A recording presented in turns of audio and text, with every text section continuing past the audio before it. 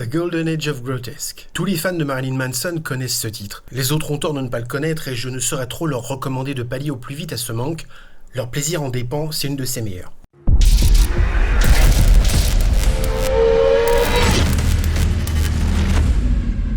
Y a-t-il eu trop de paillettes et de pétards à Miami ? Sans aucun doute. Le fameux show à l'américaine en fait-il trop ? Mon ami Omar Epps me le confirme, bien qu'il soit un garçon qui aime son pays. Omar, à l'américaine donc. Ok, je sors. Je tiens à présenter mes excuses pour cette vanne qui a une barbe centenaire. Oui, le Grand Prix de Miami, à force de donner dans le sport-spectacle, nous prive de sport, précisément en nous gavant de spectacle. La performance sportive, quel que soit le sport, est en elle-même un spectacle et doit être considérée comme tel. Les artifices superflus censés améliorer le spectacle ne dénaturent-ils pas le sport en tant que tel ? Vous savez, sire, j'aimerais bien qu'on commence à me considérer en tant que tel. Quand on sait que will.i.am est au sport automobile ce que Patrick Sébastien est à la physique quantique, on ne peut s'empêcher d'éprouver un douloureux sentiment de malaise quand des journalistes prétendument sérieux demandent leur avis sur la Formule 1 à des people venus pour s'exhiber davantage que pour voir leur opinion sur des pilotes dont ils ignorent le prénom. Les hommes de sécurité qui ne reconnaissent pas une légende vivante de notre sport, comme si le vigile du Stade de France ne retapissait pas Zinedine Zidane. Comme on dit à Budapest, hongrois rêvé. Ok, Roger Federer, avec toute l'admiration et le respect que je lui porte, est une légende vivante. Mais en tennis, à Wimbledon, il est une icône. Sur un circuit de Grand Prix, il n'est qu'un spectateur invité. Sir Jackie Stewart, c'est 27 victoires en 99 Grands Prix. Même Lewis Hamilton et Max Verstappen ne lui tiennent pas le menton. Alors, un peu de sérieux et un peu de respect, c'est un lord anglais, pas Joe le rigolo. Toutes ces festivités sont globalement épuisantes à force d'être superflues et on a hâte de retrouver le calme et la sérénité du Grand Prix de Monaco qui est à côté de celui de Miami, un film d'Ingmar Bergman. Tandis que Checo Los Lopez Pérez soigne sa dépression nerveuse consécutive à sa raclée floridienne à l'ombre d'une hacienda en dégustant du poulet frit, on annonce Sir William Hamilton chez Ferrari et Gaston Leclerc chez Mercedes. Comment dire ?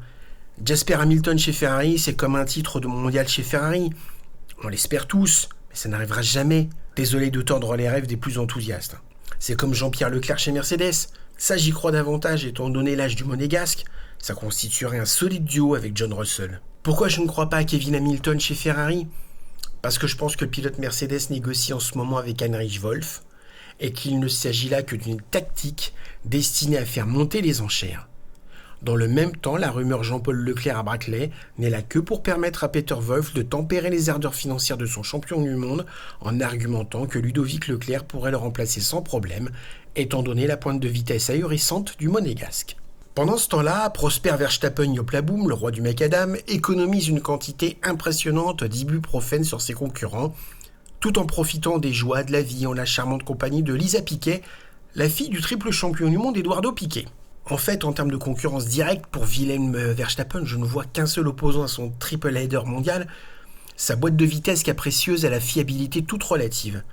Celle-là même qu'il mit en peine en qualif à Jeddah, le forçant à partir du diable Vauvert. La fiabilité de la RB19 frappée du numéro 1 sera sans doute le principal animateur en tête de course cette saison, en faisant partir le double champion du monde en titre de n'importe où sur la grille, le contraignant ainsi à des remontées dignes d'un jeu vidéo. Tandis que d'aucuns, des ronchons, des grognons, des réalistes, fustigent le manque de suspense quant à la victoire lors du prochain Grand Prix, je rappellerai simplement aux gens qui ne soutiennent pas Jacobus Verstappen, car il en reste, personne n'est parfait, qu'à la grande époque, nostalgiquement tant regrettée des années 80, qu'en 1988, Édouard Prost et Goncalves Senna ont remporté 15 des 16 Grands Prix au calendrier, souvent avec un tour d'avance sur le troisième gars sur le podium. Lotus, McLaren, Williams, Ferrari, Mercedes, Red Bull, toutes les grandes écuries ont connu leur grande époque, c'est cyclique, et c'est comme ça, puis c'est tout. On vient de tout chambouler techniquement afin d'améliorer le spectacle, alors que les forces se resserrent précisément en fin de cycle réglementaire, avec le risque de voir une puissance émerger du lot, comme en 2009 avec Braun Grand Prix et son double diffuseur. Ce qui devait arriver donc arriver avec une meilleure exploitation de l'effet de sol et du DRS par l'orchestre du maestro Jonathan Newey, et c'est aux autres de combler l'écart à la force du poignet et non à Red Bull d'attendre la meute. C'est précisément ce que disait Sébastien Wolff il n'y a pas si longtemps. Giacomo Domenicali ne peut rien y faire sans risquer de perdre d'un coup 2 équipes, soit 20% de la grille. Alors annoncer le limogeage d'un pilote rookie en difficulté comme c'est actuellement le cas pour Nyck de Vries, est chose courante, même si je ne cautionne pas le procédé au bout de seulement 5 courses. Matthew Hamilton chez Ferrari, ça aussi c'est normal, ça fait 15 ans qu'on en parle. Laurent Leclerc chez Mercedes, c'est pas si débile que ça en a l'air. Mais sérieusement, adoptons une position naturelle et confortable et posons-nous la question. Ce Grand Prix de Miami, c'est pas un peu excessif ? La question est purement rhétorique étant donné que la réponse s'impose d'elle-même, on est entré dans l'âge d'or du grotesque. Nous on se retrouve pour le prochain Grand Prix à Imola, sur le circuit Ricciardo et Piero Ferrari, et je vous laisse avec une citation de Riccardo Ferrari, le Grand Prix de Miami, c'est l'âge d'or du grotesque.